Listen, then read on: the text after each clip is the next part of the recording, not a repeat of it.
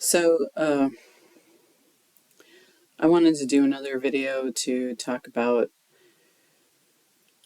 I guess, the issue of money in general. Um, First out, I don't have any. I mean, I think I have money, but I don't have any cash. How Jim Fenwick has made me live for the past 10 years. I mean, I already talked about this on Twitter, that even the years that I worked in the editing job, which was basically working for him. It was the job that he wanted me to do because he had set it all up where he could control everything. Even then, I didn't, break like 32,000. I did get up to, I think the most I made any year that I was doing that was, it's hard to remember. I think it was 33,000, but that was only because I had a second job for a few months in the fall at Steinmart, which was completely separate. And that was for $9 an hour, by the way. And I worked there like, I think it was like 10 to 20 hours a week. And that was, that was in 2019, I think. So that was when Maya was, she was 13 years old. She was still young and she was with me 5 days a week. She went to her daddy's on the weekends. She was with me 5 days a week because she went to school in the neighborhood where, I had specifically gotten that apartment so she could go to that high school because it was her school district that she'd been in since she was little, since she started kindergarten.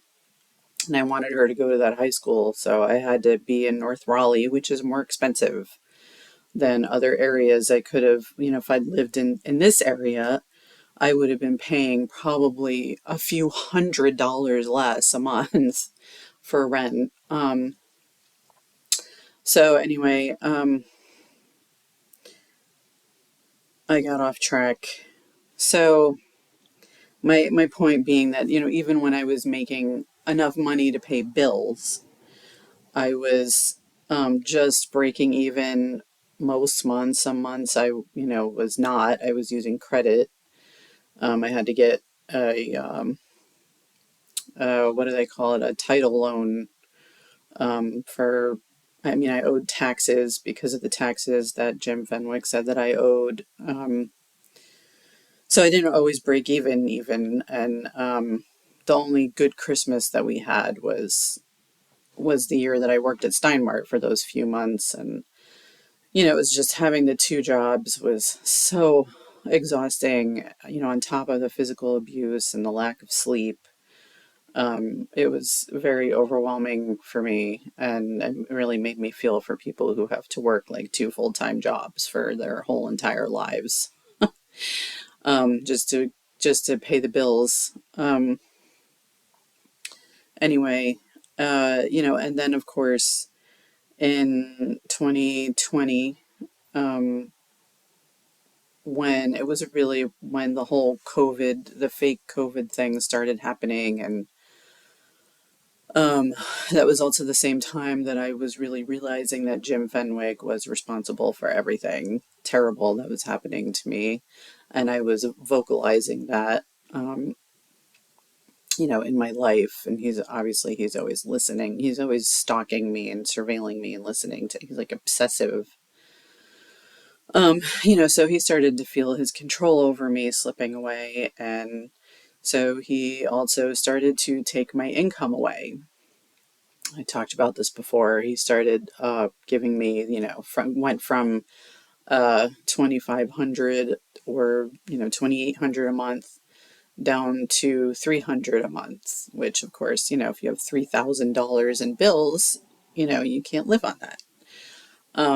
So then I did the unemployment thing, the fake unemployment thing, and I imagine that the Texas courts were responsible for the cash that I got from that, because I think in total they gave me like 14,000 or something over a period of months. But I did have to wait for it for a long time, probably because they had to go to court to force him to, to send me to make sure I got the money.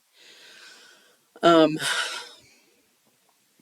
then that went away.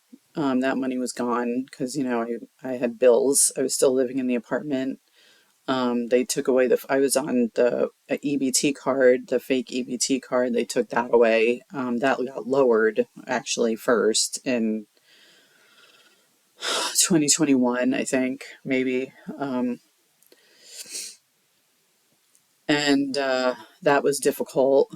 It's just a little bit at a time as I became more and more, um, the more I understood what I had to do, that I had to break free from him, from Jim Fenwick.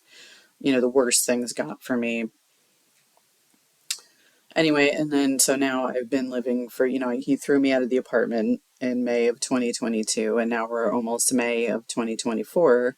It's been 2 years. I've been living on $400 a month for 2 years, which is obviously insufficient. I mean, and he does this to my clothes, and this is a shirt that I wear every day right now because I don't have clothes to choose from.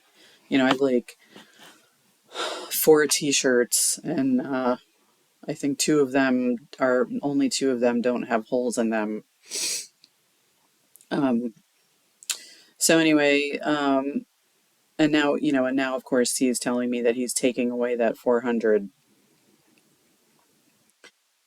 which is why I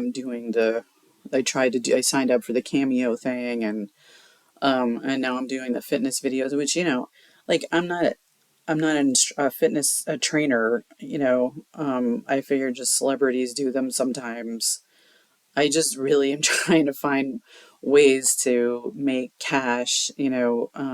Jim Fenwick wants to pretend that I'm not famous, and that nobody cares, and he wants me to go back and work for him, and I'm not going to do that. So, um, I'm like, I'm not going to pretend that I'm not famous. I'm not going to pretend that I don't have access, that I can't have access to making money that way. And I'm hoping that, there's an attorney working for me that will take it to a court and, force Jim Fenwick to stop blocking it, so that I can actually make some cash that way. But in the meantime, I'm still living on this 400 until that runs out. I think my last payment on that is supposed to be in May, and then that's it.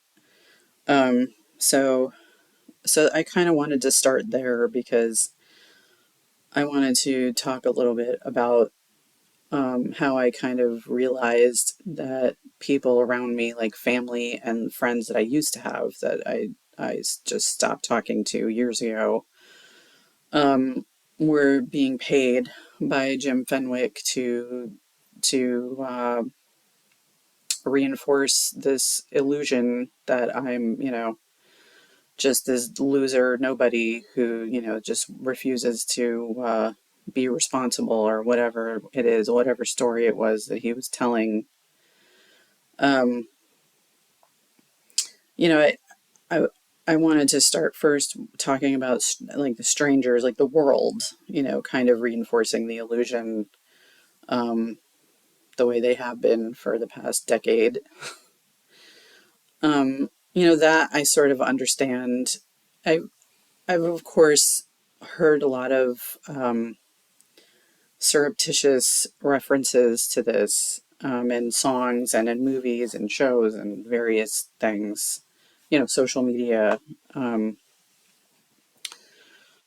that have sort of given me clues of what exactly is going on. I think that, in the beginning, it seems like people sort of bought the lies that Jim Fenwick was selling, saying I was crazy and I hated fame, which is completely untrue, by the way.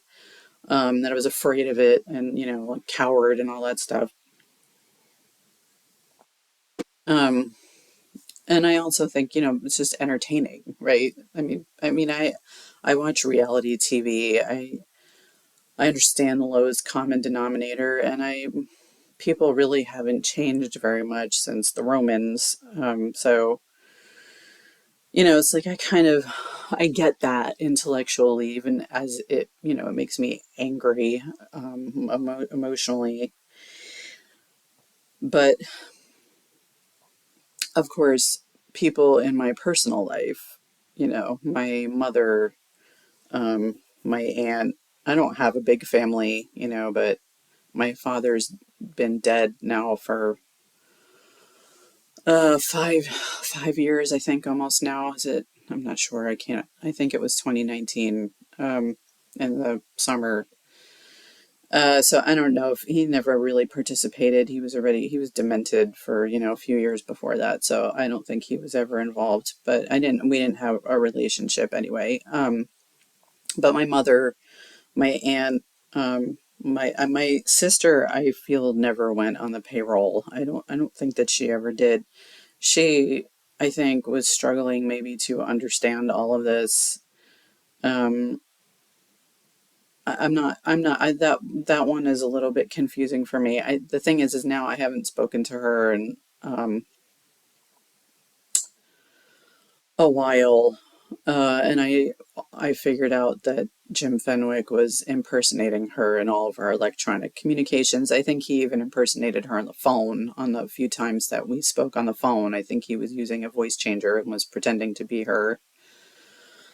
Uh, I think he basically just blocked contact between us, and just took it over, just hijacked it. So, anyway, I don't believe that Pam ever went on the payroll. I think she refused. I don't see her taking money from a piece of shit like him. I just don't. Um, and my ex-husband, also I think is on the payroll. What hurts me the most. Okay, so anyway, first. So the way that I sort of figured out that that's what was going on was just that it was just logic. It was, what motivation do they have to perpetuate this nonsense, that's abusive, that's like mentally abusive to me, unless they're under contract, and I've heard plenty of references to contracts over these years. So I mean, I think Jim Fenwick paid my mother, in my relationship. That's what I'm going to talk about. My relationship with my mother has been, fraught for many years now, and it honestly, it doesn't actually surprise me that she would do that. I think that she is a little bit threatened, and I know I really have like gone back and forth about whether I should say this, um, like while she's still alive, but I think she's a little bit threatened by my celebrity, and even though it's been sort of a nightmare for me, and I think that she wanted me to kind of bring her in to the celebrity, and I didn't do that adequately, and I think that she sort of enjoys, perpetuating something that's kind of reducing me, a little bit, degrading me. And again, I know she's going to disagree with that, but I think it's true, regardless. Um, so again, that doesn't surprise me. And also, the money, like, I don't know how much money he's paying.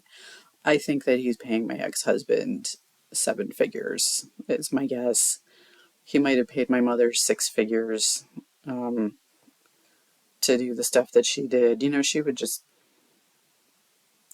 bother me. I don't want to get too specific, um, right now, but I'm sure she's done interviews or whatever. I'm sure that she's talked about it herself. So I'm sure that you guys already know some stuff that I haven't even heard from her. Um,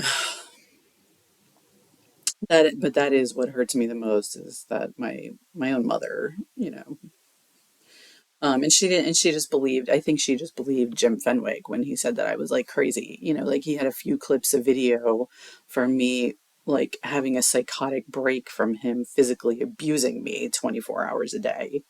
It was completely out of context, right?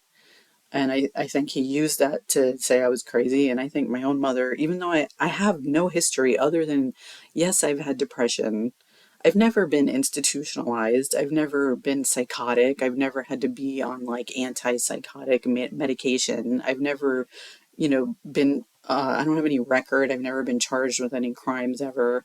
Like, I have no history. Like, I don't understand how she could just believe that, unless she wanted to, I guess.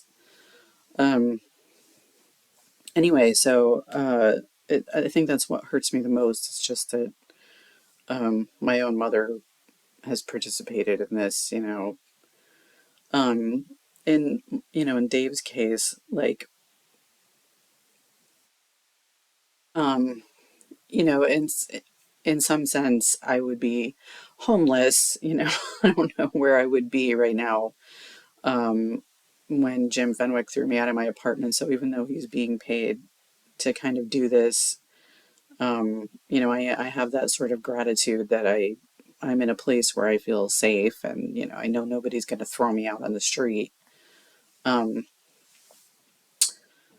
So, I mean, I do get angry sometimes because of the things that, Jim Fenwick makes him do sometimes are really, really just nasty.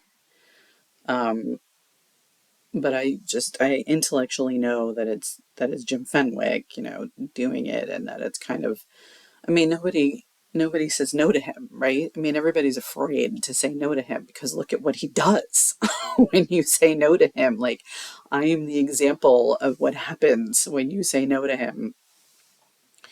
So I understand that also. I understand that part as well. And it's really like everybody's kind of just waiting for the authorities to finally take him off the fucking streets, and put him away so that he can't do this stuff anymore to people. So again, so like I'm not mad at Dave. Like what bothers me is just that I'm living on no cash, and he's like, it's obvious that he's doing really well financially, and like he's early retired, even though they're carrying on this charade that he's still going to work. I suspect that he has another um apartment or house or something in the area that he goes to during the day, when he's pretending to be at work. Uh, so I feel like I don't want to, like, again, I don't want to talk too much about my mother. Um,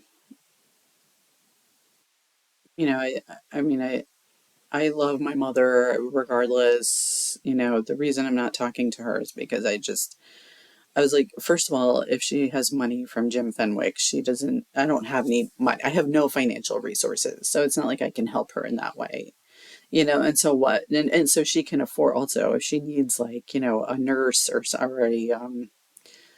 an aide or something, she can afford to hire somebody now. And I also think that Stanley is kind of checking in on her and making sure that she's okay. Um, so just for company, I'm not going to give her my company just so that she can read from a script written by Jim Fenwick. I'm not going to do that because that's what was happening before, and it was like all under the guise of, I'm the dutiful daughter, like trying to take care of my aging mother. And like, it was just all bullshit and lies, and it's just awful, just awful. Um, that was really hard. It was a really hard decision to cut her off, when I did in October of, I think it was 2021. I just, they were doing this whole fake thing about how she was in the hospital, but then for some reason, even though the hospital was 20 minutes away from me, I couldn't go see her in the hospital because of the COVID thing. So, and she kept calling me, like haranguing me, calling me, and I knew it was a lie. I knew the whole thing was a lie, um, and I was just like, that's it. Like, I'm done. And this was at the same time when, I was facing eviction and not being able to pay my light bill, and just in a constant state of basically survival panic, like fight or flight, just constantly. I mean, that was an awful, awful, awful period for me. And for that to be happening at the same time, it was just like, I know you're in your 80s, but I can't. like if you have money from Jim Fenwick anyway, you know, it's not like I can help you that way. So just please, you know. So, anyway, as far as the world participating in this, again, I know, you know, I know that part of it is that Jim Fenwick, you know, controls everything that comes into my world. You know, he only lets certain people within this perimeter. He only lets me see, you know, what he lets me see on Google. Like he controls all of that. He controls what I see on the TV. You know, he controls what commercials I see. I mean, he controls everything. So I don't actually know how much people are really participating because I don't have a objective perspective of the world. Um, so I don't. That's something that I guess I just can't really speak to uh, with a lot of knowledge because I don't have it. So um, so I just wanted to talk about that whole this whole situation with regard to money because I am obviously legitimately like nervous about this 400 going away. Um, it's completely wrong that he's blocking the Cameo thing and the YouTube thing. You know, I'm going to keep building out my YouTube channel, and I'm going to just, you know, I'm not religious, but I'm just going to pray that the courts help me with this and force him to get the fuck out of the way and let me make some cash in this legitimate way. Um, so I guess that's it for now. Thanks as always for listening and letting me vent. And hopefully, I will be free of him soon and I'll be able to kind of be back in the world with everyone